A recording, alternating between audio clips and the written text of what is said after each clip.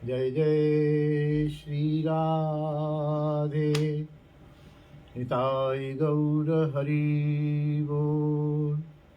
धीर समीर बिहारी की जय।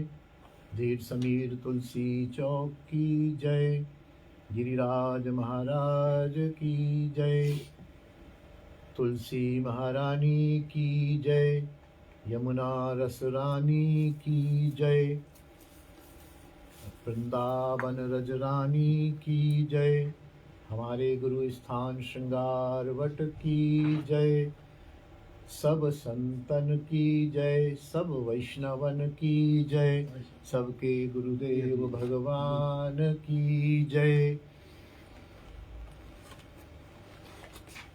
जय जय श्री राधे श्याम निताई गौर हरि बोल।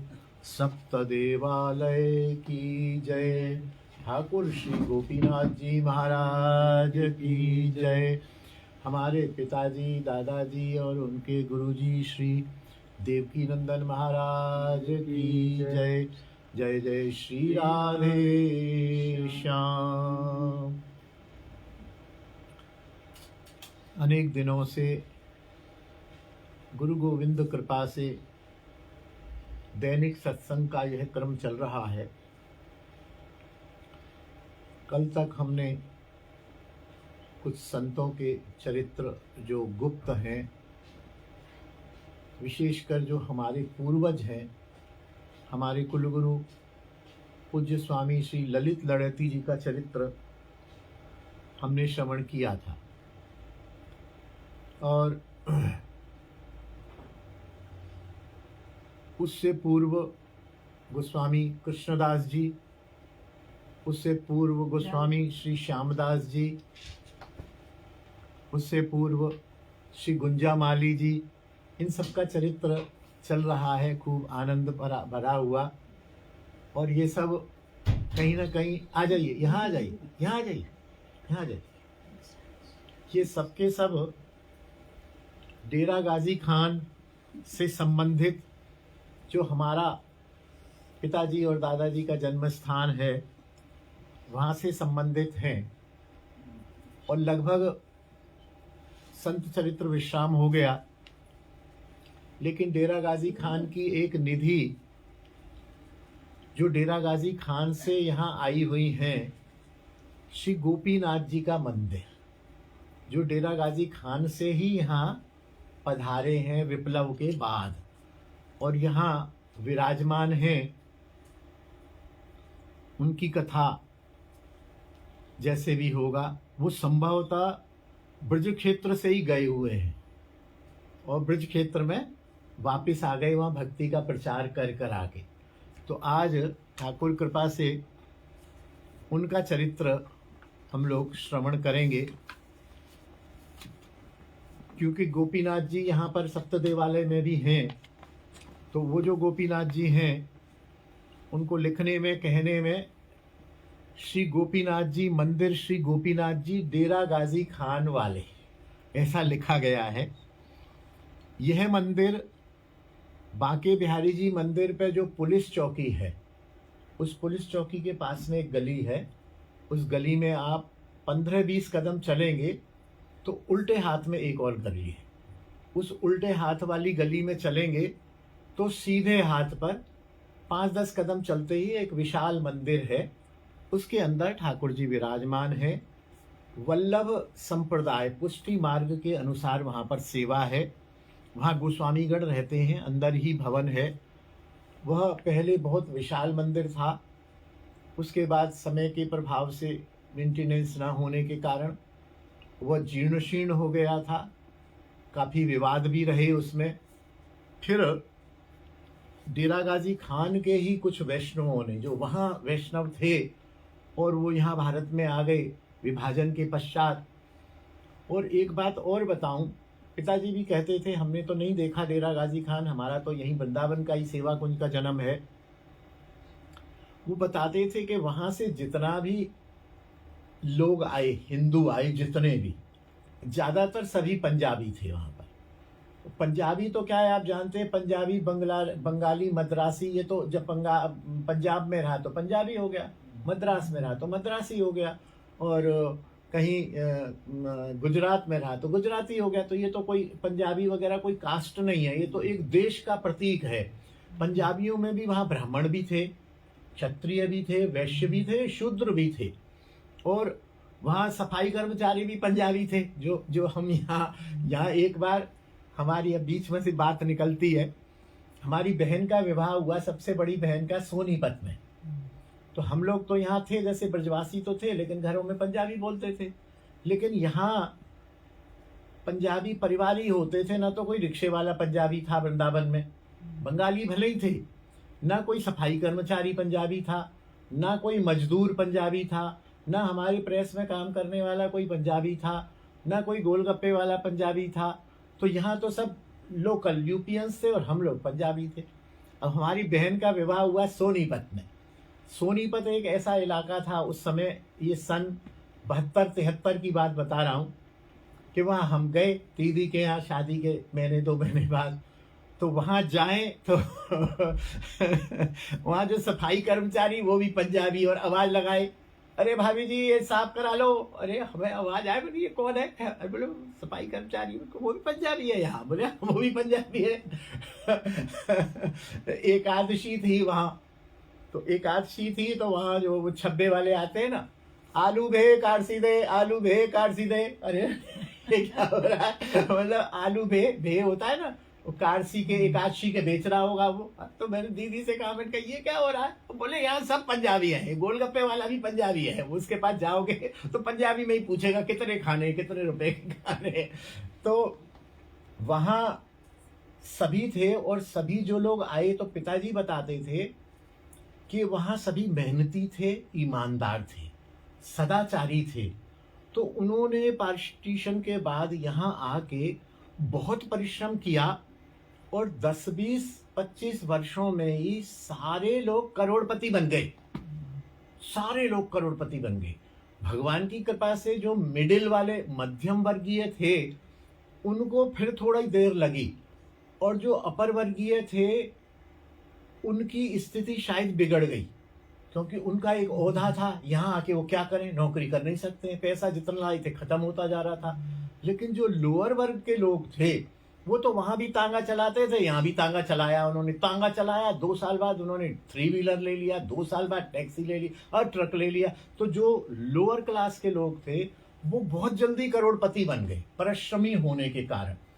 तो यहाँ जो गोपीनाथ जी के जो सेवक थे वो जब थोड़े से करोड़पति बने, तो वहाँ फरीदाबाद से ही उन्होंने वहाँ एक संगठन बताया, गोपीनाथ सेवा समिति, और आके इस पूरे मंदिर को ध्वस्त करा के ठाकुर जी की सेवा कहीं और विराजमान करी, और इस मंदिर को बना दिया। मंदिर ही बनाया, साथ में जो गोस्वामी गण थे उनके रहने के फ्लैट्स भी वहाँ ऊपर वाली मंजिल में सबके बना दिए।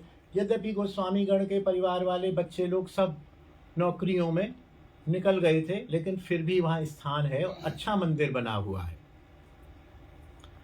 यह मंदिर सुखन माता की कुंज अथवा गोरे दाऊ जी के मंदिर के नाम से भी प्रसिद्ध है। वहाँ कोई सुखन माता रहती थी और गोरे दाऊ जी भी थे, आगे आगे कथा आ रही है।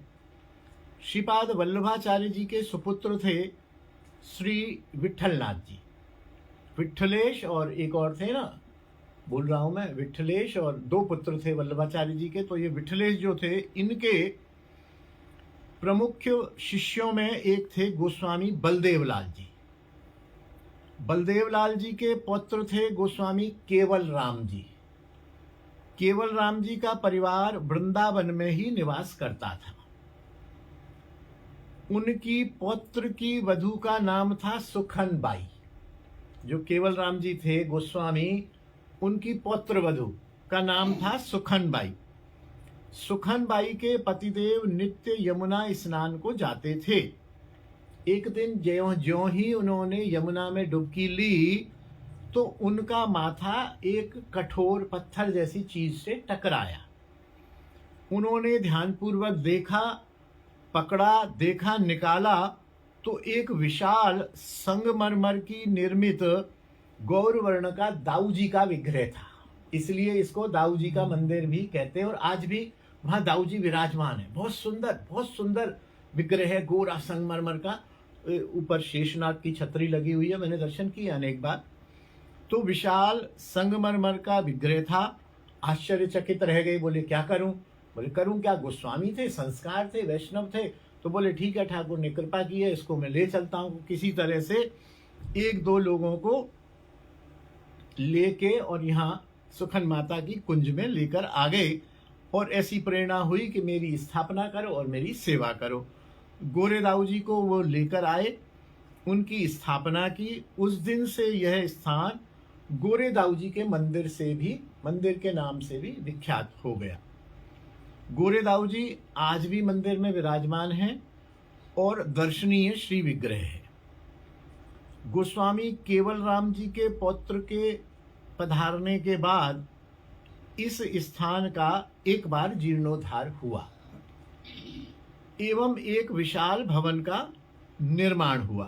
तब से यह स्थान सुखन माता की कुंज के नाम से प्रसिद्ध हुआ।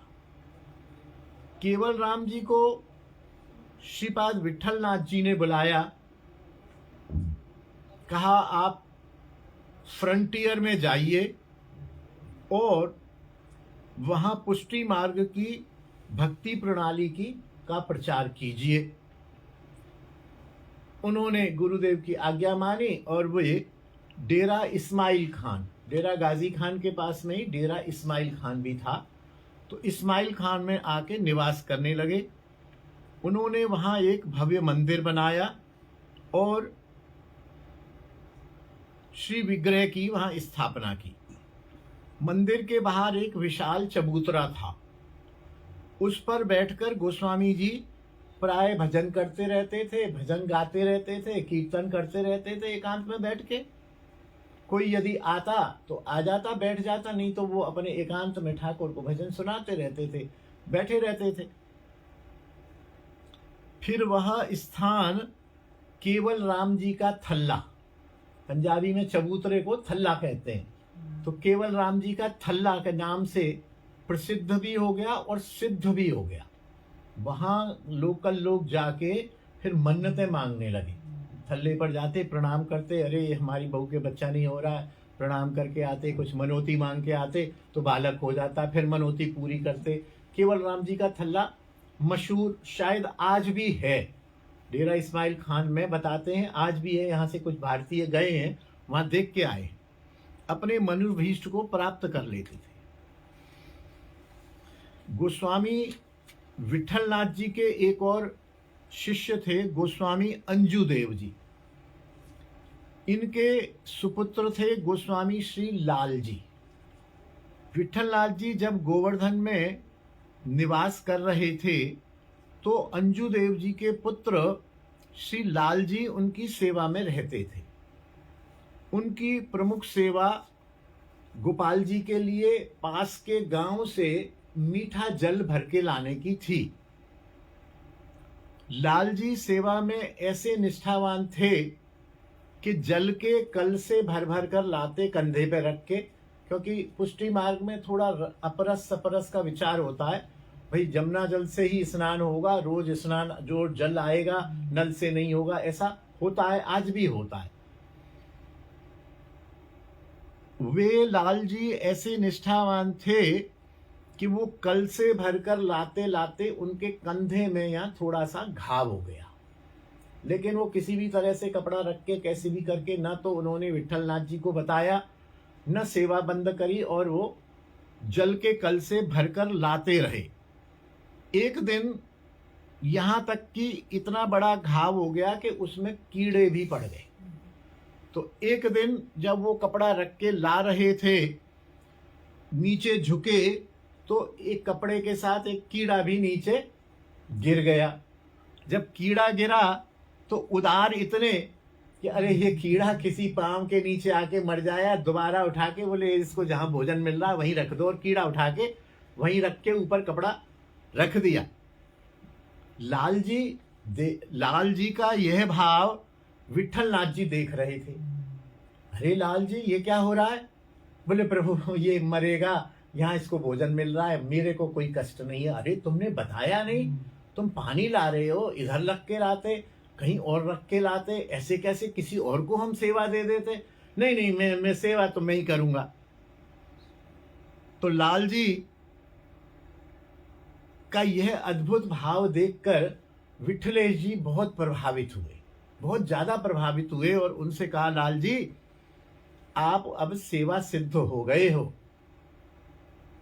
और आप देह अध्यास से ऊपर उठ गए हो, तुमको देह का भान नहीं है कि कितना कष्ट है, फिर भी तुम इतनी भारी सेवा कर रहे हो।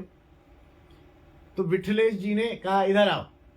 बुलाया और उनके कंधे से कपड़ा हटाया और 5 मिनट तक आंख बंद करके उस पर दृष्टिपात करते रहे। कभी आंख बंद करते, कभी खोलते, दृष्टिपात करते रहे। तो वो जैसे लेजर सिस्टम होता है ना, देखते ही देखते उनका घाव भर गया, तुरंत घाव भर गया। वो हाथ मार, अरे क्या हुआ गुरुजी, ये क्या हुआ? जय जय जय जय बोलते हैं वल्लभाचार्य में, जय जय ये क्या हुआ, जय जय ये क्या हुआ, जा तेरा जो कष्ट था कट गया, तूने बहुत सेवा की है, ठाकुर ने तेरा कष्ट काट दिया, ये तेरी परीक्षा थी। तो बड़े प्रसन्न हो गए, स्वस्थ हो गए।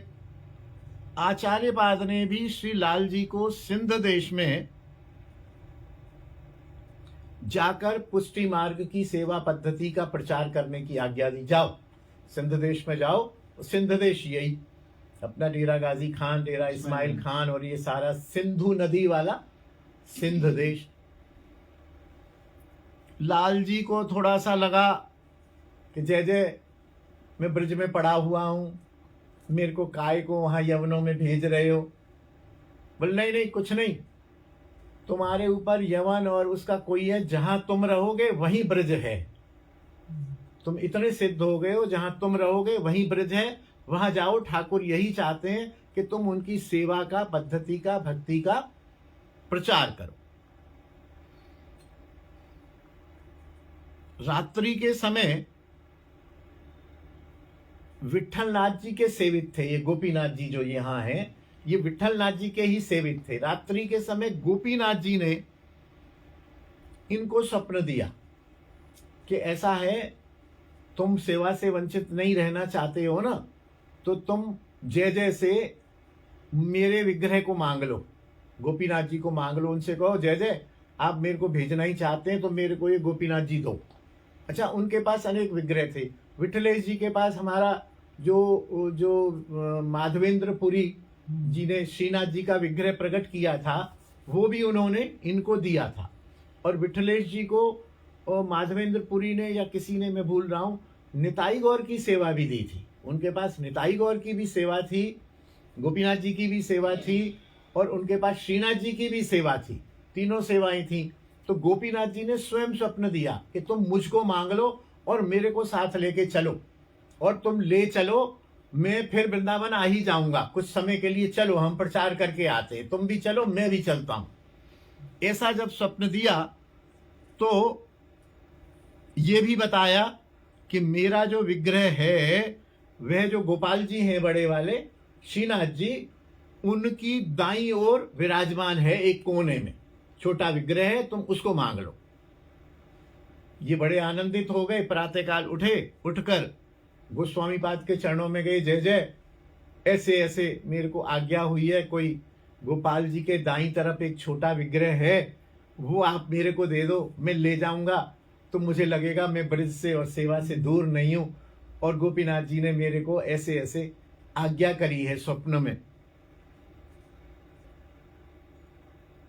उन्होंने शहर से स्वीकृति दे दी। जय जय थे, उन्होंने कहा ठीक है, एक विग्रह तुम ले जाना चाहते हो तो ले जाओ। और जब स्वप्न दे दिया ठाकुर ने तो फिर तो कोई बात ही नहीं थी। और विठलेश जी हो चाहे आचार्य वल्लभाचार्य जी हो, इनके विग्रह तो बात करते थे, स्पष्ट सखा भाव था, वात्सल्य भाव था, साफ बात करते थे। बोले जब जय जय, जब ठाकुर जाना चाहते हैं तो ले जाओ।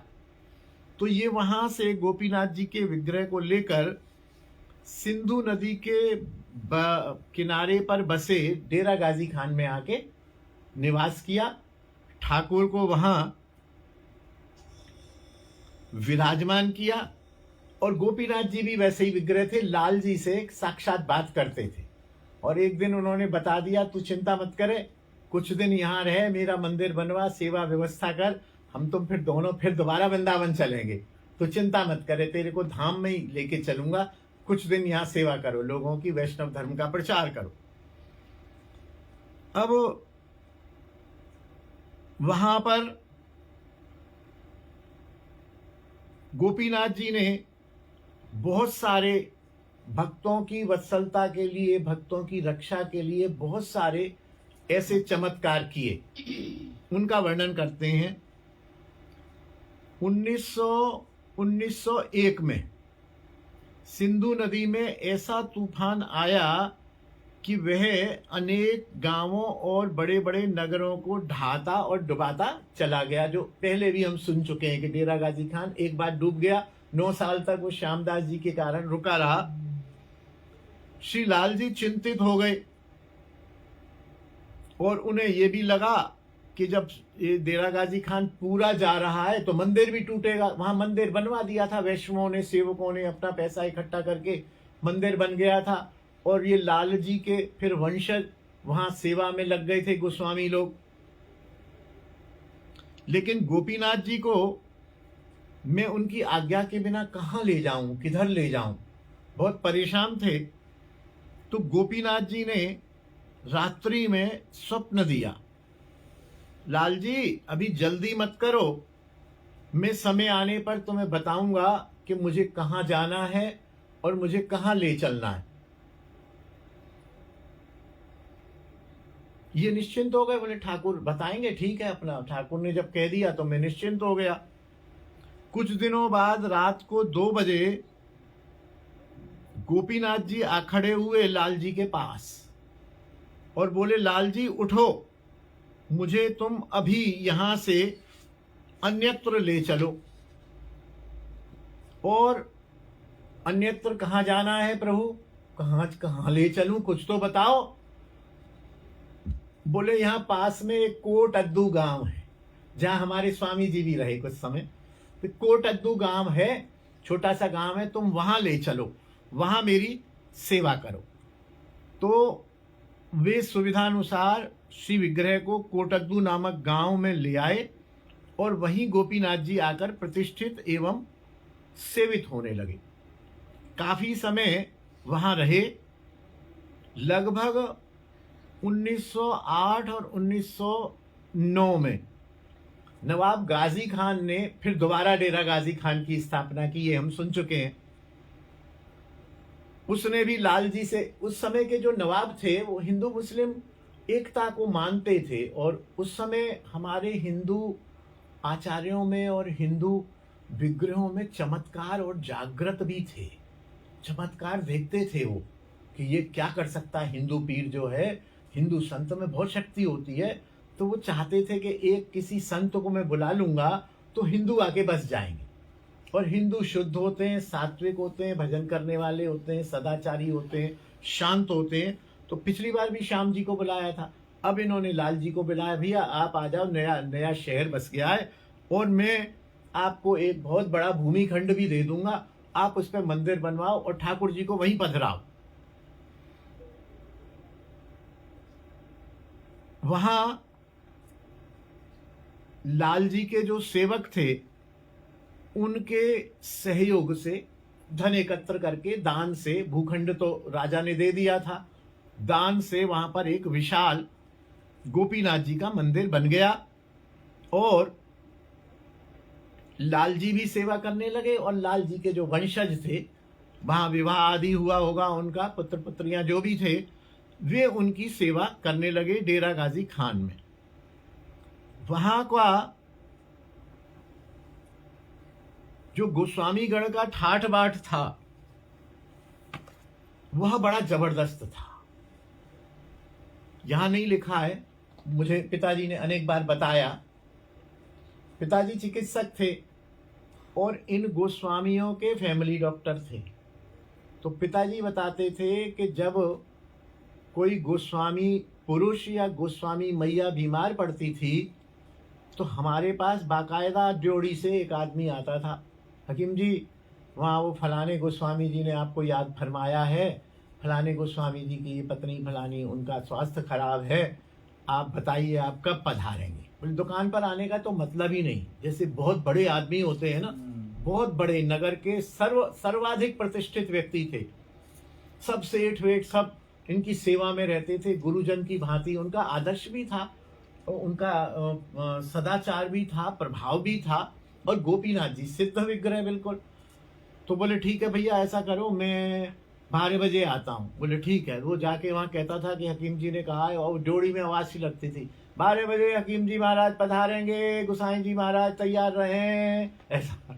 अब फिर जब पिताजी जाते थे 12 बजे, तो कमरों में कभी प्रवेश की आज्ञा नहीं थी। वो बाहर एक बरामदा सा जैसे होता है, वहाँ कुर्सियाँ डल जाती, और जाके पिताजी वहाँ 12 बजे पहुँचे तो आवाज लगती थी, हकीम जी महाराज पधार चुके हैं, ऐसा साक्षात पिताजी ने बताया। बोले फिर गुसाई जी आते थे। गुसाई जी यदि पुरुष बीमार हैं तो वो आके बगल वाली कुर्सी पर बैठते थे, पिताजी नब्ज देखते थे, उनकी दवा चिकित्सा जो भी होती थी करके सब करा के, टेस्ट वेस्ट तो उस जमाने में होते ही नहीं थे, नब्ज पकड़ा और फिर उससे कहते थे कि आप इस बंदे को भेजो, मैं वहां से पुड़िया बना के दवाई बना के दे दूंगा। वो जाता और दवाई खाते। और पिताजी बताते हैं कि कदाचित गोस्वामी की पत्नी बीमार हो, तो बड़ा सुंदर दृश्य बताया, उसको मैं खींचने की कोशिश करता हूं। बोले गोस्वामी जी तो जैसे ये दरवाजा है, यहाँ पिताजी खड़े, तो गोस्वामी जी तो दरवाजे के बाहर खड़े हो जाते, और गोस्वामिनी जो है दरवाजे के अंदर ही होती, और अपने हाथ पर एक मलमल का कपड़ा सूती डाल के बस केवल इतना हाथ निकालती थी, इतना हाथ निकालती थी। पिताजी उस डायरेक्ट टच करने की आज्ञा नहीं थी, पिताजी उस मलमल के कपड़े के ऊपर ही नब्ज पर हाथ रखते थे। और फिर पिताजी गुसाई जी से पूछते थे कि कल क्या खाया था, तो वो अपनी पत्नी से कि कल क्या खाया था, कि कल माँ चने की दाल खाई थी, कि हकीम जी माँ चने की दाल खाई थी। मतलब ये संवाद चलता था पूरा। अच्छा पेट साफ हो रहा है, पेट साफ हो रहा है, बोले नहीं हो रहा, कि हकीम जी नहीं हो रहा। मतलब ये स्थिति थी। पिताजी बताते हैं हमने गोस्वामिनियों के मुख नहीं देखे थे, मुख तो चले क्या, हाथ भी बिना कपड़े के नहीं देखा था। और हम हकीम थे तब हमारी ये स्थिति थी, आम आदमी की तो स्थिति क्या होगी। और गोस्वामी परिवारों में ये परंपरा रही है, हमने यहाँ भी देखा है। राधा रमन जी में शाम को आज से 30-40 साल पहले कभी हम दर्शन करने गए, तो सारी गोस्वामिनियों की नियम होता था, शाम को आगे उनके लिए जगह खाली होती थी, एक बंदा ड्योढ़ीदार खड़ा रहता था, हम जैसे आदमी गए ए पीछे पीछे, क्या बोलते थे, कुछ बोलते थे उनको, वो पधार रही है पीछे रहो, और हम लोग पीछे कर दिए जाते थे। भीड़ ज्यादा होती नहीं थी। पता चला कि साड़ी पहन के और एक ओढ़नी सी ओढ़ के और मुंह ढका हुआ बाद में ऐसा भी हुआ कि बाद में जैसे किट्टी पार्टियां वगैरह होती है ना, तो एक दो गोस्वामिनी किट्टी पार्टी में या उसमें जैसे आ जाती थी, तो हम भाभी जी या मैया माता जी या आंटी जी कहते थे, तो वो आंटी जी लेवल की भी मैया घूंघट काट के आती थी, और उनसे निगाह मिल गई तो ऐसे बस हिला देती थी। वो मतलब बोलने का, बात करने का ढंग नहीं। बिहारी जी में भी यही परंपरा रही है। अब तो देखो धीरे धीरे अब तो ये स्थिति हटती जा रही है, देशकाल परिस्थिति है, इसमें कोई आलोचना की भी बात नहीं है। तो उस समय उनकी ऐसी स्थिति थी कि इतना उनका वैभव था। और एक प्रसंग पिताजी बताते थे कि गोस्वामी लोग या गोस्वामिनियां या इनके बच्चे कभी भी ऐसे बाजार में खरीदारी करने या बाजार में घूमने नहीं जाते थे। नौकर चाकर होते थे, अथवा नौकर के द्वारा जैसे कोई सेठ जी हैं, उनको खबर भिजवा दी जाती थी, सेठ जी हाँ जी फलाने नरूला साहब, हाँ जी हुक्म, बोले गोसाई जी ने हुक्म दिया है आज ठाकुर जी की सब्जी वगैरह जो है वो आपने सेवा करनी है। हाँ हाँ हाँ बिल्कुल बिल्कुल, आप पता करो भंडारी से आके क्या सब्जी क्या लानी है। और वो नरूला साहब जो है अपने नौकर को ले जाके उस भंडारी से पूछ के कि क्या क्या सब्जी ठाकुर जी की लानी है, वो सब्जी मंडी से ला के उनको देते थे। अन्न धन जो भी है, जो वहाँ का जो इनकी क्लाइंटेल थी वही सेवा करती थी। और कभी इनको यदि कहीं शहर में निकलना होता, ऐसे भी चलो बहुत दिन हो गए थोड़ा एक चक्कर लगा के आते हैं, या कहीं पधरावनी होती किसी के घर, किसी कारण से कोई शादी हुई, कोई बच्चा हुआ, कोई दुख सुख हुआ कि आज गोस्वामी जी पधारेंगे हमारे घर, तो बताते हैं कि सवेरे से तो सड़क धुल जाती थी, छिड़काव हो जाता था, और छिड़काव के साथ जोड़ी हो जाती थी, सुनिए सुनिए, आज गोस्वामी अमुक लाल जी महाराज 3 से 4 बजे यहाँ से पधारेंगे, सब सावधान रहिए। जैसे राजा पधारता है ऐसे। और 2-3 तांगे सजे होते थे, और तांगों के ऊपर जालीदार कपड़ा, जो अंदर की मैया लोग या अंदर के लोग तो बाहर देख सकें, बाहर न पता चले कौन बैठा है। और आगे आगे धीरे धीरे तांगा निकलता था, आगे आगे एक सावधान सावधान, महाराज फलाने लाल जी पधार रहे हैं, ऐसे करते। और बोले ये ड्यूटी और प्रोटोकॉल होता था कि इधर दुकान इधर दुकान, बीच में से तांगा निकल रहा है तो चाहे वो गोपीनाथ जी का सेवक हो, चाहे श्याम जी का सेवक हो, चाहे मुसलमान क्यों ना हो, वो दुकान के आगे अपने थल्ले पर आके ऐसे प्रणाम करेगा, बाकायदा प्रणाम, गोसाई जी महाराज की जय हो जय हो। कोई पुष्प वर्षा, जो अति श्रद्धालु होते थे, पुष्प वर्षा भी करते होंगे, कोई आरती भी करते होंगे, कोई भेंट भी देते होंगे, लेकिन एटलीस्ट खड़ा तो होना जरूरी था। पिताजी बताते हैं एक बार एक कोई वैष्णव जो है, कदाचित, अच्छा कईयों की दुकान बाहर थी और मकान अंदर था, तो अंदर कदाचित अंदर गया हुआ था या स्टोर होगा अंदर, तो वो बंदा गुसाई जी पधारे और बाहर हाजिर नहीं हुआ, बाहर हाजिर नहीं हुआ, गुसाई जी चले गए। और शाम को उसके पास वो ड्योढ़ी वाला आ गया, हाँ भाई टिकन लाल? बोले हाँ सरकार। बोले वो महाराज जी पधारे थे आज? बोले अरे मेरी क्या किस्मत मारी गई, जब महाराज जी का तांगा यहाँ से निकला मैं अंदर था, मुझे पता नहीं लगा, या मेरे को आंख लग गई, कुछ भी। बोले महाराज जी याद कर रहे हैं तेरे को? अरे हाँ याद कर रहे हैं। उसकी हवा खराब के दंड मिलेगा, और दंड भी क्या, कृपा वाला दंड, ऐसा कोड़े नहीं लगेंगे, कृपा वाला। वहां पहुंचे, महाराज बोले वो हाजिर हैं। बोले ठीक है गोसाई जी आते। हाँ भाई टिक्कन लाल कहाँ थे तुम? हैं, हम तुम्हारी दुकान के सामने से निकले, तुमने बाहर आने तक का फर्ज नहीं समझा। बोले महाराज माफी हो, भूल क्षमा करता हूँ, मैं आपके चरणों में पड़ता हूँ, मैं अंदर था या सो, जो भी कारण रहा होगा, मैं सो गया था। बोले ठीक है तुमको दंड मिलेगा। बोले महाराज सिर माथे पर जो दंड देना, तो उसको इस प्रकार का दंड थे, आगे तुम जो है 1 हफ्ते तक ये पूरे मंदिर की झाड़ू का काम तुम करोगे। हाँ धन्य धन्य धन्य। या 1 हफ्ते तक ठाकुर जी की सब्जी की सेवा तुम करोगे, या ठाकुर जी की दूध की सेवा तुम करोगे, या ठाकुर जी की ये सेवा तुम करोगे, कुछ भी जो है उसको सेवा दे दी जाती थी। इतना रुआब था इन गोस्वामी गणों का। राजा के बाद यदि दूसरा नंबर था, या मैं तो ये कहता हूं राजा से पहले भी यदि नंबर था तो इन गोस्वामी गणों का था। तो वो लिख रहे हैं कि इतना वैभव था, जिन्होंने देखा है वही बता सकते हैं। पिताजी ने देखा, उन्होंने मुझे बताया, मैंने आपको बता दिया, इतिहास में कहीं नहीं आया, शायद इस पर अब रिकॉर्ड हो गया ये हमेशा के लिए। यहां एक खिल्लू राम नाम का भक्त था, जो खोए और दूध का काम करता था। उसका गोपीनाथ जी में सच्चा प्रेम था।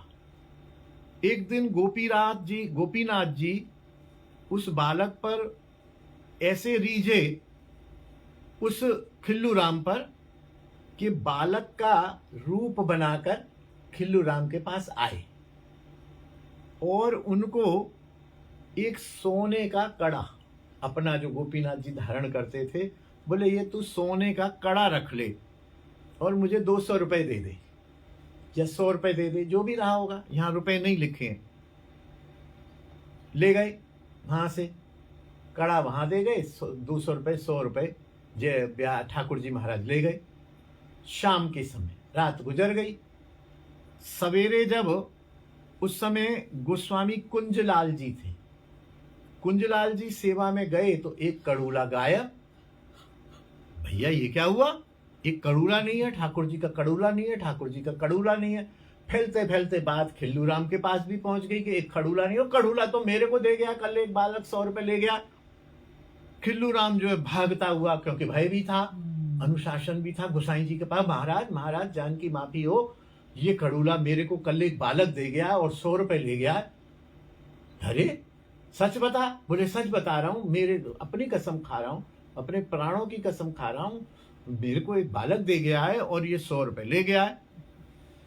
गोस्वामी जी ने तुरंत उसको खिल्लू राम को आलिंगन किया। बोले हमसे तो तू ज्यादा भाग्यवान है कि ठाकुर ने बालक रूप में तेरे को साक्षात दर्शन दे दिए।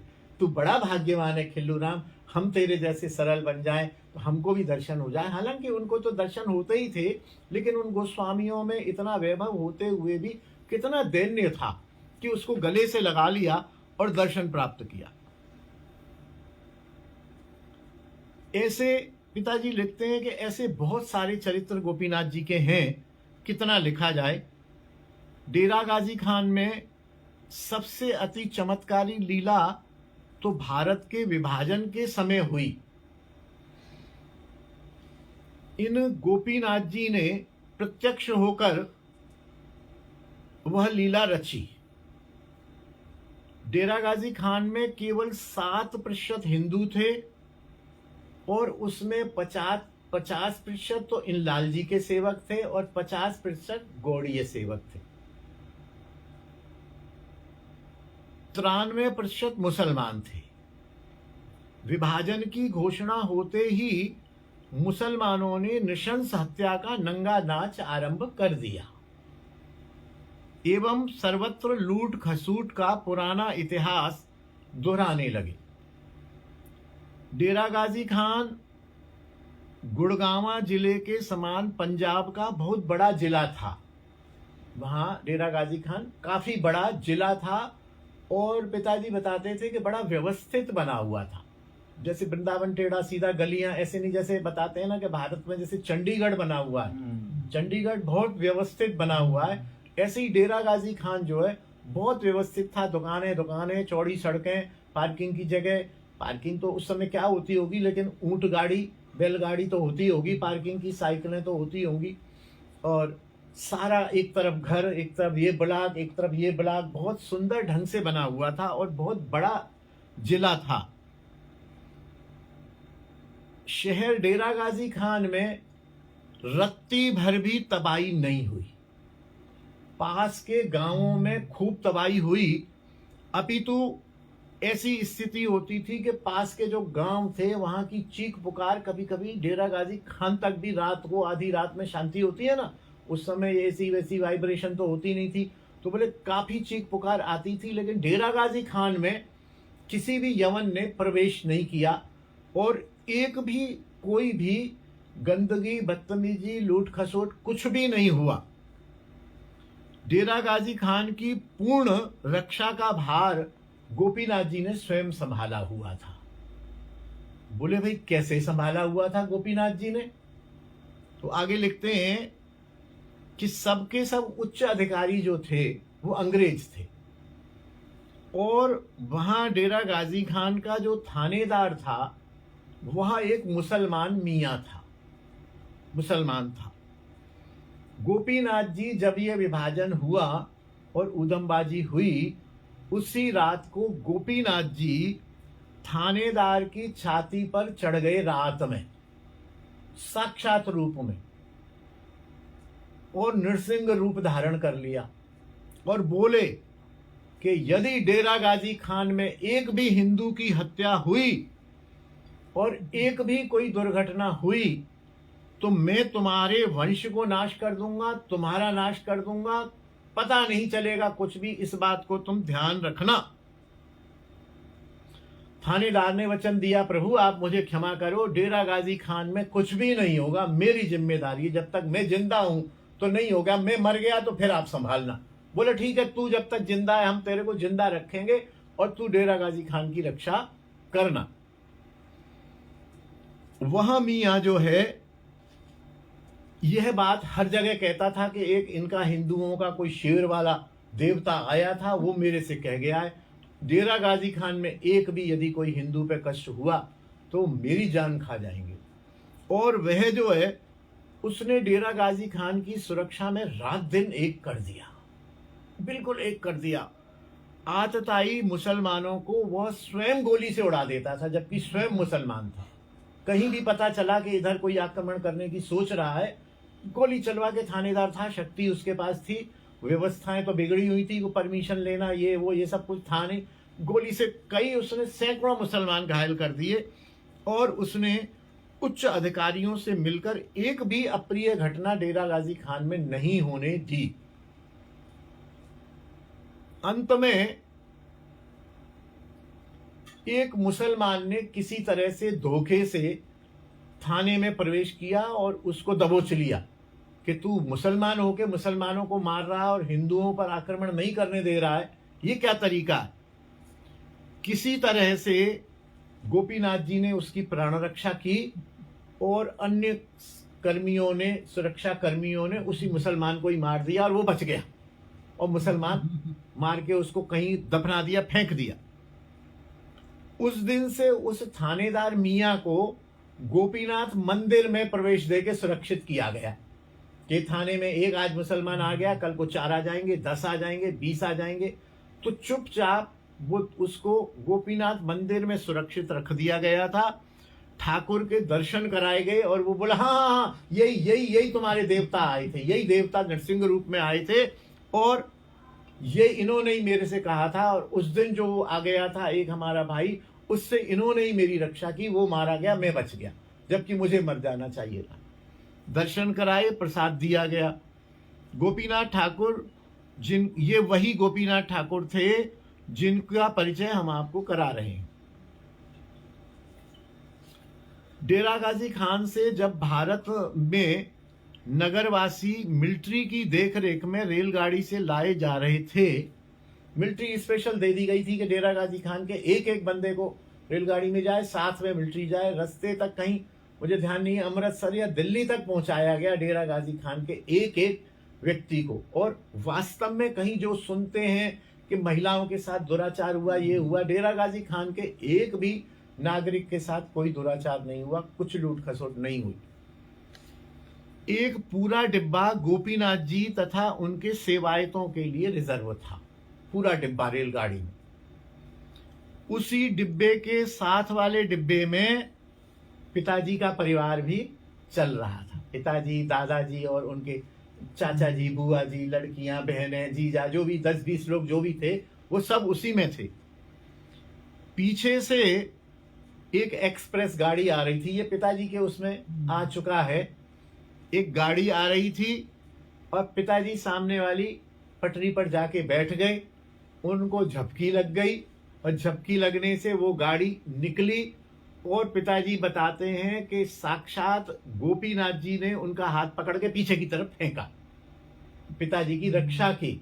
उन्होंने उधर फेंका, जो डिब्बे में इधर देख रहे थे लोग वो तो समझे कि ये गाड़ी के नीचे आ गया और गया।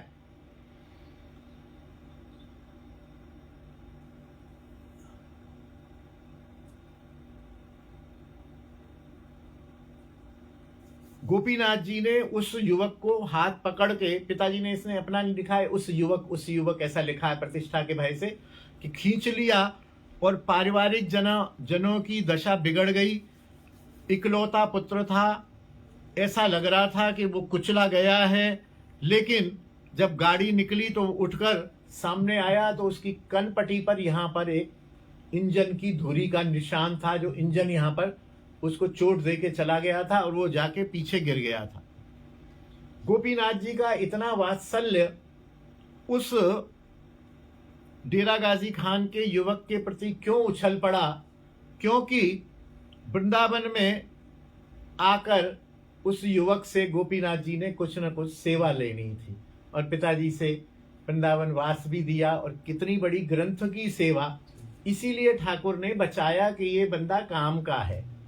और पिताजी ने अंतिम पद में लिखा भी है कि अपनों सेवा कार्य तुच्छन से निकाल ले, और लिखा है कि बड़ा ही स्वार्थी हैं, जो इनका काम करता है उसी को बचाते हैं और जो इनका काम नहीं करता है उसको नहीं बचाते हैं। पूरा आप देखिए, पूरा डेरा गाजी खान के वैष्णव परिवारों को 7% लोगों को बचाया और एक भी किसी का बाल मां का नहीं हुआ। वही करुणा सिंधु रूप लावण्य की सीमा श्री गोपीनाथ जी इस मंदिर में सुखन माता की कुंज में विराजमान हैं। ये पुरानी बात है, इन्होंने लिखा है कि यह मंदिर खंडहर हो गया था, अब जीर्णोद्धार हो गया है। लाल जी के स्नेहवश श्री ठाकुर अब भी वहां संतुष्ट होकर विराजमान है। ठाठ बाट वैभव है। भोगराग की सेवा सुव्यवस्था आज सेवक गण के द्वारा चल रही है। आज भी उनके श्रीमुख पर मंद मुस्कान है। बंक बिलोकन दर्शकों का चित्त वरवश खींच रही है। उनका विग्रह भी बहुत सुंदर है। गोपीनाथ जी का बहुत सुंदर विग्रह है। जैसे अपने राधा रमन जी हैं ना, उनसे बड़ा विग्रह है, लेकिन बहुत जबरदस्त है। मेरे ख्याल से यहाँ होगा, मैं आपको दर्शन कराता हूं।